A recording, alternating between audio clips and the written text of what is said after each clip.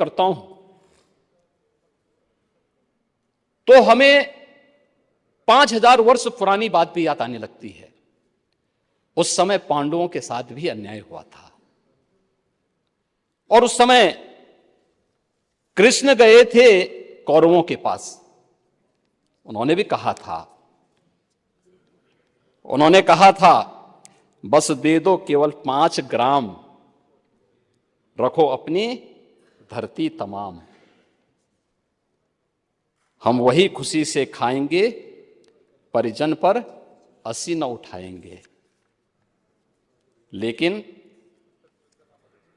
दुर्योधन वह भी दे न सका, आशीष समाज की ले न सका। यहां तक कि उसने भी भगवान श्री कृष्ण को बंधक बनाने का कुत्सित प्रयास किया। उल्टे हरि को बांधने चला, जो था साध्य साधने चला। यही तो हुआ था। यही तो हुआ था अयोध्या के साथ,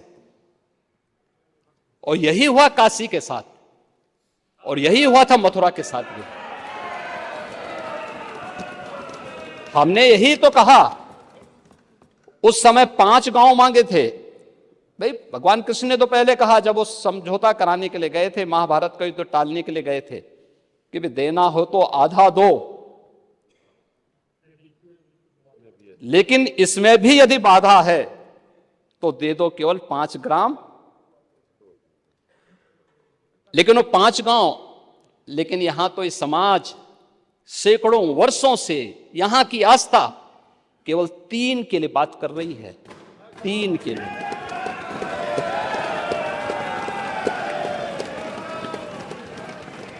वो 3 के लिए भी इसलिए वे विशिष्ट स्थल हैं, वे सामान्य नहीं है। ईश्वर की अवतरण की धरती है, असामान्य नहीं है। वो असामान्य यानी उसको एक सामान्य स्तर पर नहीं मान सकते, लेकिन एक जिद है, और उस जिद में जब राजनीतिक उसमें तड़का पड़ने लगता है और वोट बैंक बनाने की राजनीति होने लगती है, तो वहीं से फिर विवाद की स्थिति खड़ी होने लगती है। यानी लोक आस्था, भारत के अंदर लोक आस्था का अपमान हो, बहुसंख्यक समाज गिड़गिड़ाए, ये पहली बार देखने को मिला। दुनिया देख रही, स्वतंत्र भारत में काम पहले होना चाहिए था। 1947 में प्रारंभ होना चाहिए था, और उस आस्था के लिए बार बार गुहार लगाता रहा। हमने तो केवल 3 जगह मांगी, अन्य जगहों के बारे में कोई मुद्दा नहीं था। अयोध्या के लिए, और देखिए अयोध्या का उत्सव लोगों ने देखा तो नंदी बाबा ने भी कहा, भाई हम काहे इंतजार करें।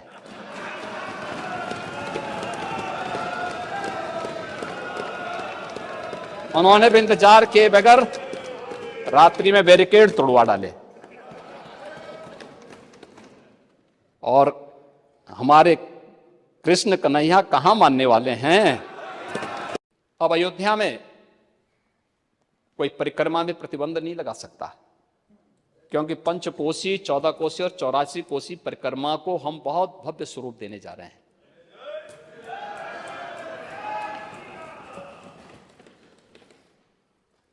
महोदय, अब वहां पे कोई कर्फ्यू नहीं लगाएगा।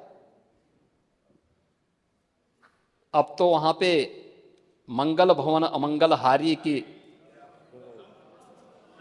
इस कीर्तन के साथ अयोध्या की गलियों में गूंज सुनाई देगी। अब अयोध्या, जिसका नाम अयोध्या था, सचमुच अयोध्या के रूप में जानी जाएगी, क्योंकि कुछ लोगों ने अपने निहित स्वार्थ के लिए उसको युद्ध की भूमि में बदल दिया था। लेकिन अब अयोध्या में ऐसा नहीं होगा। लेकिन हम आश्चर्यचकित थे कि जब यहाँ पे मेरे सहयोगी संसदीय कार्य मंत्री जी ने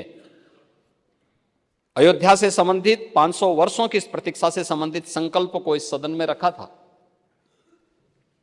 तो संकल्प पे भी कुछ सदस्यों ने विरोध में अपना विरोध व्यक्त करने का प्रयास किया था। मौजूद पूरा देश आह्लादित हो, तब कुछ सदस्यों के द्वारा इस प्रकार का कृत्य जन भावनाओं के विपरीत है, जन आस्था के साथ खिलवाड़ है। और मैं तो यही कह सकता हूं कि जन भावनाएं तो यही कहती हैं कि जाके प्रिय न राम वैदेही तजिए ताहि कोटि बैरिसम यद्यपि परम स्नेही।